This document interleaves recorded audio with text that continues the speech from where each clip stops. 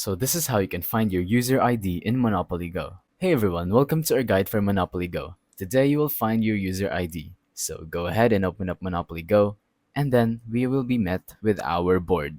Now, as you can see from the top right, there are three lines. Go ahead and tap on that, and then you will see the menu. This is where your shop, net worth, my showroom, daily treats, map, boy report, join us, and settings will be. So just go ahead and tap on settings. And then as you can see from the bottom, it says your user ID. As you can see, mine is 939143407. And yeah, that's pretty much it. It's very simple.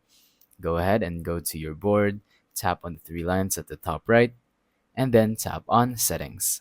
Once you're here, just go ahead and tap on your ID to copy it and then send it to your friend if you want them to add you or whatever you want to do with it. So yeah, that's pretty much it.